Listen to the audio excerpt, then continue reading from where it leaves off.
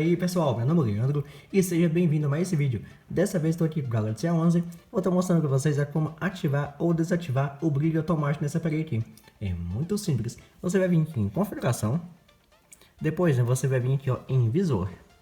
Em visor vai ter escrito brilho adaptável. Se você ativar, o brilho vai ficar automático, ou seja, em ambientes mais iluminados, a tela vai aumentar o brilho sozinho para você conseguir visualizar bem.